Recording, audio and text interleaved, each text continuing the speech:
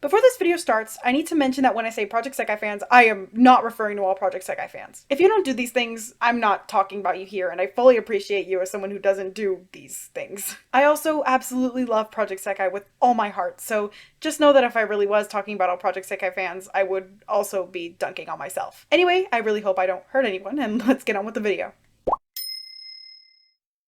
I've been into Vocaloid for a very, very long time, and I think it's safe to say that in this space, we have never seen anything like Project Sekai. Vocaloid is a form of media that a lot of people, such as myself, hold very near and dear to our hearts. As a diehard fan, I can vouch that no matter how hard I search, I will never find a form of art that will be able to touch me as these songs, these lyrics, these stories, like these works of art have. I fell in love with Vocaloid from a young age because it was the perfect creative outlet, especially for a kid who hadn't found that one thing they'd be in love with for the rest of their life. Without Vocaloid, I would have never discovered my passion for visual storytelling. The characters could be anything, the music could take you anywhere. Anything you want it to be true could and would be. Vocaloid is a mold that you can stretch, reshape, and stretch again. No matter what you do with it, you can't be wrong. It is a truly, truly free base for expression, and that's something you don't get often. It's a medium for anybody who has perceived it and is willing to use the characters for their art. Vocaloid is for artists, by artists, and loves artists. So when companies who don't really understand this try to get involved, it doesn't go well. Project Diva X is an infamous example of how writing Vocaloid characters can go south pretty easily. Now, I love this game. It's my favorite of the non-Mirai Diva games. And I do genuinely think it made some really, really good, unique decisions to show the multifacetedness of Vocaloid. Where it failed was in trying to have a story, i.e. in trying to define the characters of the Kryptonloids. No matter how inconsequential the story was, its existence was a hindrance to the game's portrayal of Vocaloid as a whole. The way the characters spoke to each other about who they are and what songs they're in is kinda weird. Think about it like Barbie, a character who as a whole is a woman with a bunch of jobs and lives. But when she's only one thing, like a nurse, it's not being acknowledged that she's also a pro surfer. It's the discomfort from that being out of place in the moment. It's not to say that I don't appreciate Vocaloid media that gives these characters personalities. I absolutely love Kei's Hatsune Mix and how it gave us fun, lighthearted headcanons for the characters that have stuck around through time. But I think the differences between that and Project Diva X are that Hatsune Mix is actually well written, the tone is more comedic and casual in Hatsune Mix, and a company, in this case Seika, did not write Hatsune Miku. The official stamp on Project Diva X kinda made it feel weird. So when there are headcanons written into Project Diva X, they don't feel like headcanons. I think if a seasoned writer who has been in the Vocaloid sphere for a long time had written Project Diva X though, things could have gone a little bit more smoothly. A few years later, Project Sekai was announced, and when I tell you the dread of the universe fell upon me, well, I was definitely excited for the gameplay. After Project Diva X, I was so worried that they would mess up the portrayals of the Kryptonloids again, and that's not even to mention the original characters. Who are these Hello Happy wannabes, am I right, guys? I had no idea they'd be my favorites. If they messed up the Kryptonloids portrayals again, it would be in a form that probably a lot of people would have access to. While I absolutely adore the fact that more people would discover Vocaloid, we as a fandom may never recover from the onslaught of people who will try to establish a canon based on the personalities in the game. We got away with that in Project Diva X because that game was behind a paywall where the people who would buy it were either already invested in the Project Diva series or already invested in Vocaloid. So Project Sekai, this was uncharted territory. Back in the present, some of my fears surrounding this have died down. Clearly. The game has been out for around 3 years now, and the story is absolutely amazing. Even if there are more compelling and enjoyable stories in this genre, to deny the fact that Project Sekai has some of the most well-rounded writing in rhythm games would be uncritical, in my opinion. As a game related to Vocaloid, Project Sekai does a very good job at paying homage to different aspects of the community. Even the simplest parts of the writing are commendable. One small thing I absolutely love is that each group showcases a different section of the Vocaloid community. It's beautiful, more traditional rock songs, it's bright poppy idol songs, it's strong, vibrant techno songs, it's magical, explosive songs, and it's gut-wrenching, emotional songs. These parts of the medium are huge, and seeing not only them, but the people who keep those sections alive represented is so much more than a fan like me could have asked for. It's like a much more complicated version of the clouds in Project Diva X, and while I don't think one is better than the other, having a more in-depth version is super exciting as someone who's been able to see the different sides of this music for years. And not only that, but the portrayals of the Kryptonloids in the story were absolutely amazing. Not because they were super unique, but exactly because they weren't. Within Project Sekai's story, there are different versions of the Kryptonloids in every single Sekai. The actual Kryptonloids aren't on screen very often, being replaced by their much more colorful counterparts. Not only does this bring more variety to the characters and stop the original Kryptonloids from having quote-unquote canon traits, but it represents how the Vocaloid characters' designs and personalities can be stretched to fit a given theme for artists and their songs. It's both fun and accurate to how these characters operate in the larger community. Their personalities being fluid between universes is one of the best decisions that could have been made for this game, since it's a homage for older fans and a great introduction to how Vocaloid characters are used in media for newer fans. The gameplay is also of very high quality. It is clean, intuitive, and offers a wide range of difficulties so any player can be able to enjoy the songs. The sprites look nice, the voice acting is fantastic, the art is stunning. It's pretty much the ideal mobile rhythm game, especially for Vocaloid fans. Project Sekai has also brought so many amazing songs to life. A lot of people focus on the fact that Project Sekai has brought back producers who haven't worked with Vocaloid for years, and while that's without a doubt one of the most wonderful parts about the power this game has, I can't help but be excited by every single new song we see uplifted because of this franchise. From popular producers, smaller producers, older producers, newer producers, so many songs are being created and so many are being put in the spotlight. Fantastic creators, no matter who they are getting their moment to shine, just as the Vocaloid community has always cherished in the past. Project Sekai is a love letter to Vocaloid. Its fans, its artists, its producers, everyone. This game is a perfect example of how to include Vocaloid characters in a story. Their inclusion is prominent yet subtle. These characters are incredibly unique, yet they still maintain that which Vocaloid has always had to become the perfect and my favorite form of expression out there, the freedom of interpretation. So you would expect a lot of Vocaloid fans to love Project Sekai, right? Well, it's complicated. I've seen a lot of Vocaloid fans who don't like this game, and honestly, I still have some reservations about what this game has been able to do for Vocaloid. And I don't mean the medium itself.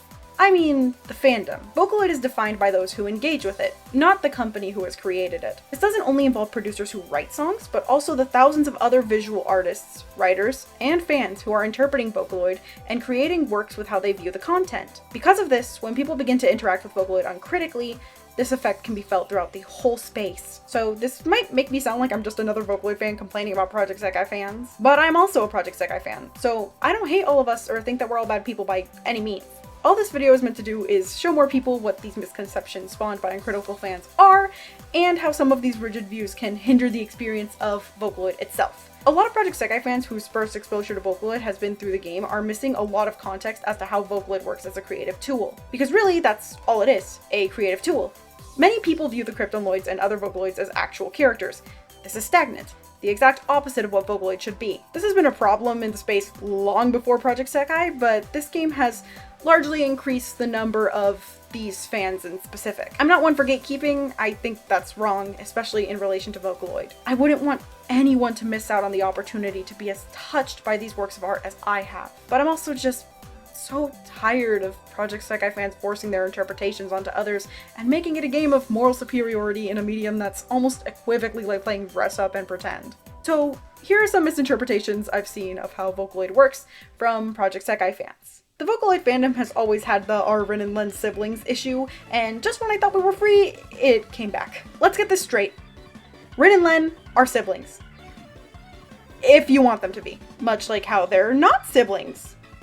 If you don't want them to be. Vocaloid, like I mentioned so much at the beginning of this video and throughout, is something to be molded, a tool for expression. Krypton kept this in mind when releasing Rin and Len. If they made these voice banks, who at the time of release were the only ones of their kinds out there sold as a 2-in-1 siblings, they would be putting a huge roadblock in front of producers. Rin and Len were sold together. Having two voice banks in one purchase would give the creators the ability to write songs around so many dynamics. If these characters had an established canon around the relationship, whether it's familial, platonic, or romantic, the creations producers could make with them would immediately become limited. This isn't as big of an issue anymore given that we have voice banks like Anon and Canon. Back then, having canon relations between voice banks when there were so few of them out there could have done more harm to the medium than help it. The only producers who would benefit from wanting to write a love story and Rin and Len being siblings in canon would be the ones who are concerning.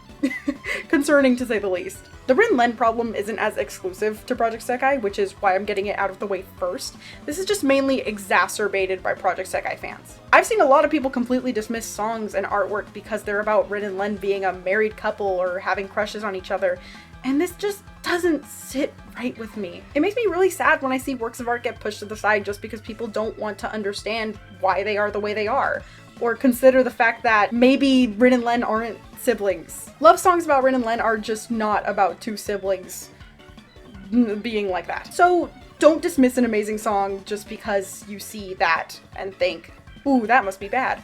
Because I see Project Sekai fans do that all the time. Then there's the issue of characters' ages and ships. This is very similar to the Rin and Len example, where characters' predetermined aspects are fluid as to not limit a producer's creativity. If Hatsune Miku was really 16 in every single incarnation, a lot of songs would be limited. Many producers creating songs about adult life or childhood, or songs that portray any other facet of life through Miku's voice, would be having a lot of confusion in their narrative. Because why is a 16-year-old girl singing about taxes? In that song, she's like probably like 32 or so. Everything about Hatsune Miku is fluid.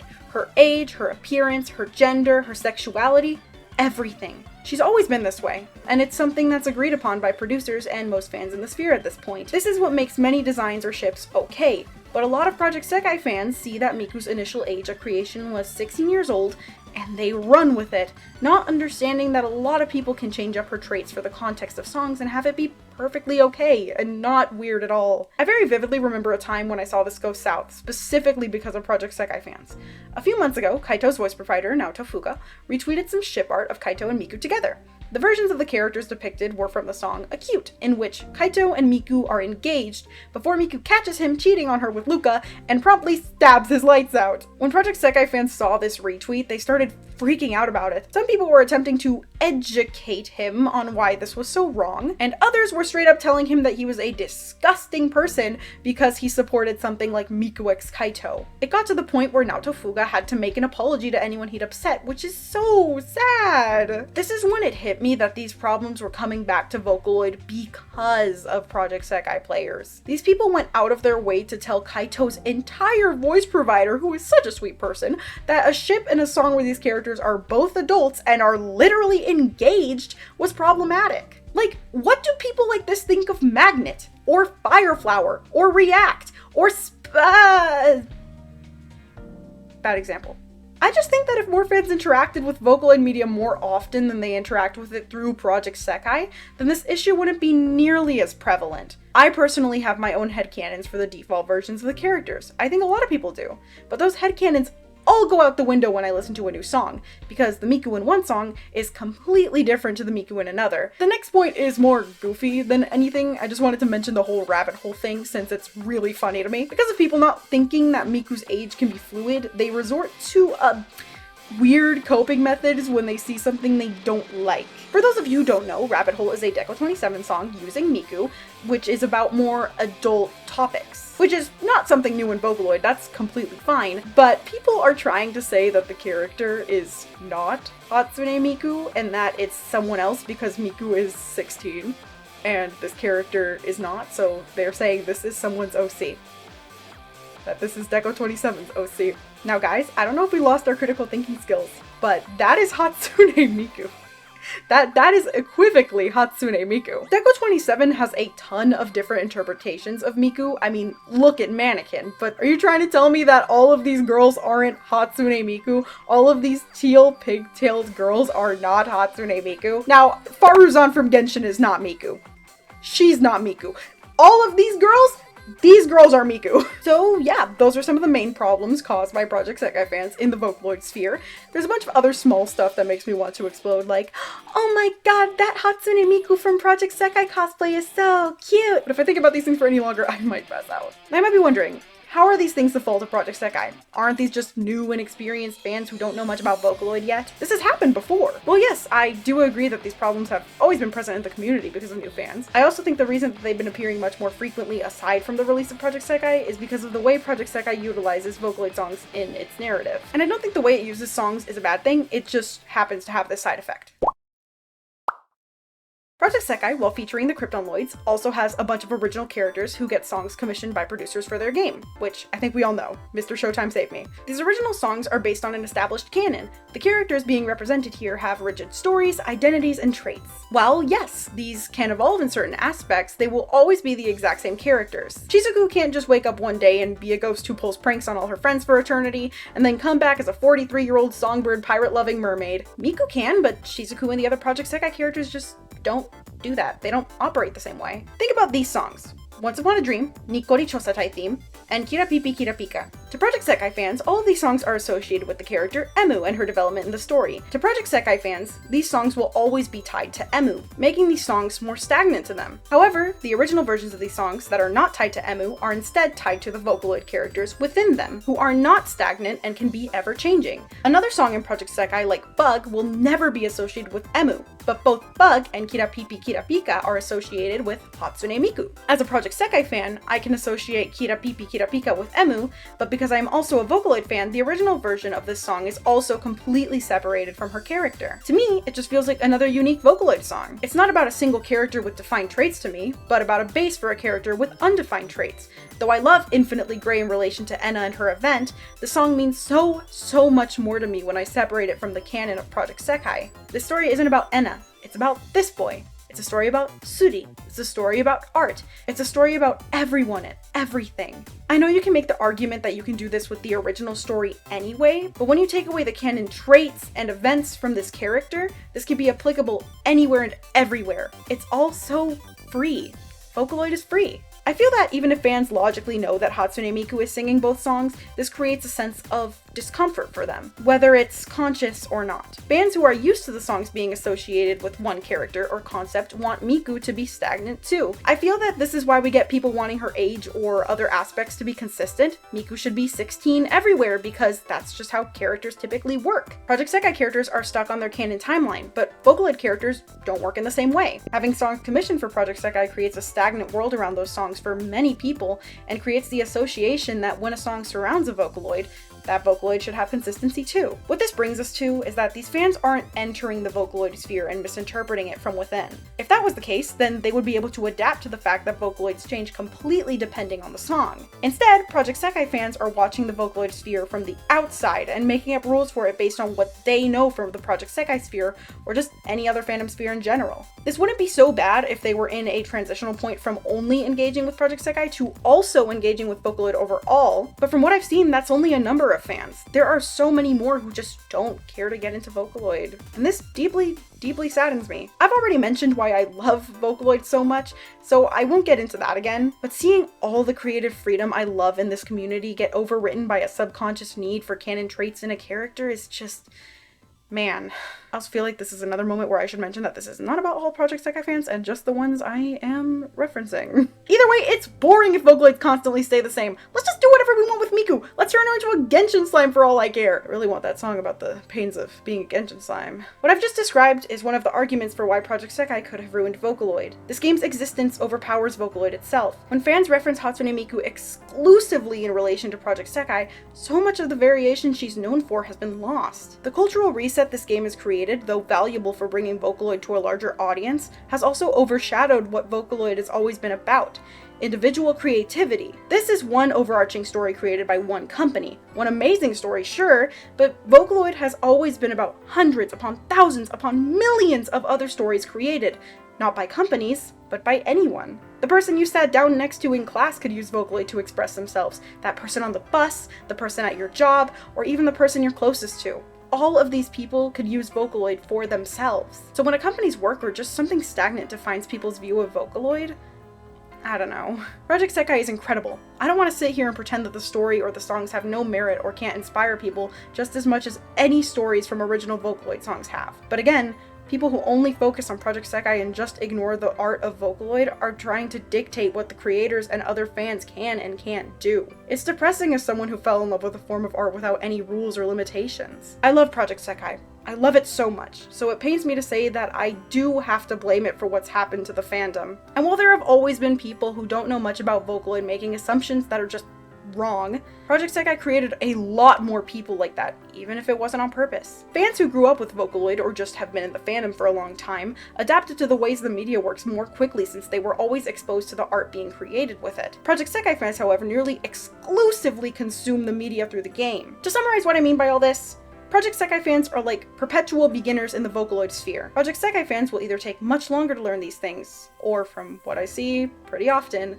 won't learn them at all, or care about learning them. So, did Project Sekai ruin Vocaloid? No, it didn't. Because it can't.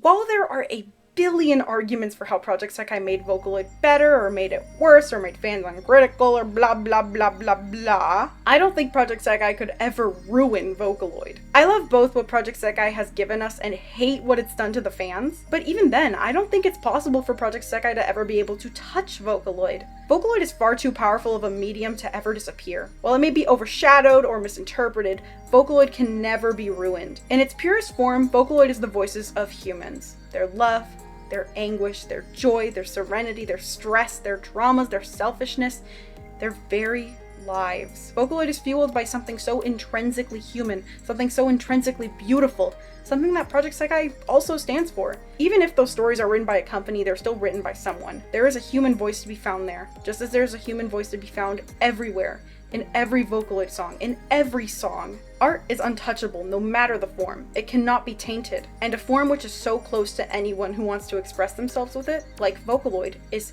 extra impenetrable. Project Sekai may be able to harm the attitudes within the Vocaloid community, it may be able to harm the interpretations of the creations in the Vocaloid community, but Project Sekai, no matter how powerful it becomes, can never truly ruin Vocaloid. Nothing can ever ruin Vocaloid. If we had to summarize the existence of the human race, everything that we were and everything we wanted to be, everything that we felt and everything we wanted to feel, we should use Vocaloid as our final representative. No music will ever be what Vocaloid is.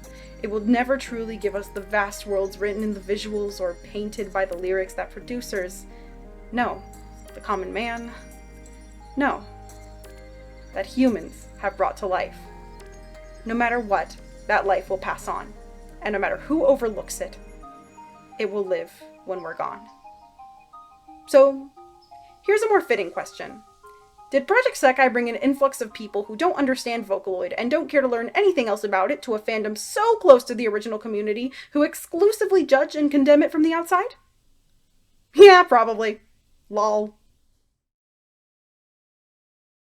Wow, this turned out way messier than I intended it to. I stated this at the beginning, but I cannot stress enough that this is not about all Project Sekai fans. I'm pretty sure that there are many fantastic people in the fandom. I've met them and I interact with them pretty much every day. But I also see people who do things mentioned in the video that just feel so disrespectful to the media that's the most important to me in the entire world. So I really hope this wasn't offensive to anyone and that I was just able to get these feelings across in a way that sounds understandable as opposed to hostile. Thank you all so much for watching this video. Please drop a like, subscribe, comment, and or share if you'd be so inclined. Seriously, it helps so much more than you'd think. I'm flopping recently, I really need the help. If I see you again, have a good day. And if I don't, have a good life. Thank you so much for being with me here in this short moment. Bye bye!